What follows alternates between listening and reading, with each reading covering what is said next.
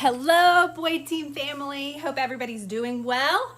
We came to you guys a couple of months ago and asked you, what do you want to hear about in these videos? And one thing that was the number one was building equity in your home. So I want to talk to you a little bit about that today and some ways that you can build equity and some things to think about if you're not ready to sell maybe this year, things that you can do along the way. So the first thing is time your sale. Really think about the timing of your sale. Right now, we're in the top of the market. And so if you've been thinking about selling and you've been on the edge, right now is really a good time. However, if you were going to sell in 2008, we'd be talking a completely different story. So really think about the timing of your sale. This actually can be number one in determining your value and the equity that you have in your home. The second thing is pay down your loan.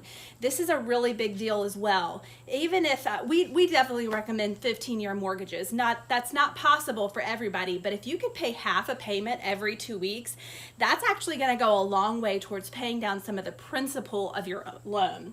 The third thing is watch interest rates. So interest rates right now are still really, really good. And so it's worth it to watch interest rates to see if it's time for you to refinance and then maybe keep that higher monthly payment that you were paying, but pay more towards your principal at that point.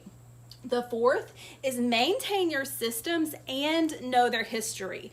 For example, air conditioning units. A lot of times you can get a yearly contract for somebody to maintain your air conditioning unit, and that will save you money in the long run because they'll catch things before they become big issues. And then also when a buyer walks in and sees that you've taken care of your home and you have records of the history of your home, sometimes it even makes them want to pay more or maybe heighten their offer, especially in multiple offer situations, because they know that they're buying a great home that's been well maintained. The next one is make a project list and prioritize it. A lot of times we get a free Saturday and we go out and we think about what we can do to make our home better. But what I would encourage you to do is actually make a priority list of what you think you can do to your home to add that equity. That way, when that free Saturday comes, you already know what's the top priority for you and your family. When you've got some money that you've built away, you know exactly where it's going to go. The next is thinking about whether you want to do DIY versus a contractor.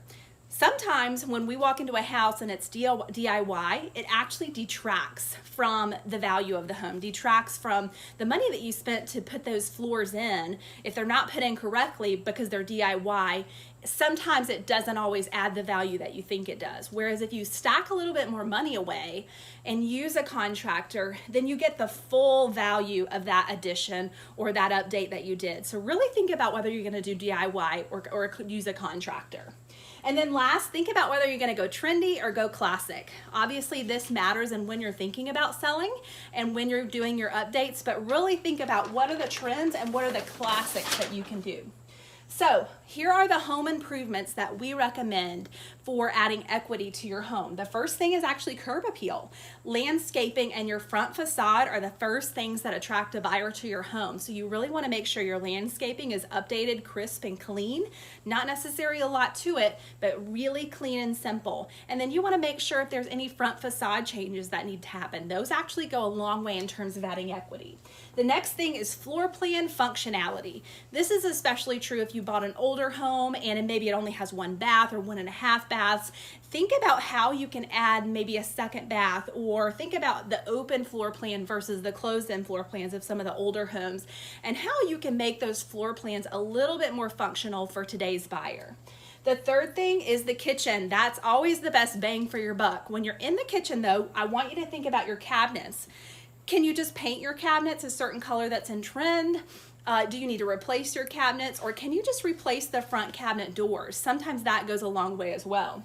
Knobs are a huge big ticket item that actually don't cost a lot but make a big difference. So think about your knobs, your countertops. Granite's always a safe choice in Greenville, but quartz for some of the higher end homes and that kind of thing when you think about it. And then appliances, again, a classic choice where people are liking is still stainless steel appliances. And then the master bath. You're going to consider some of the same things from the kitchen and the master bath, but whoever's paying for the house is going to use the master bath. So that's where you want to spend your money first if you're updating bathrooms.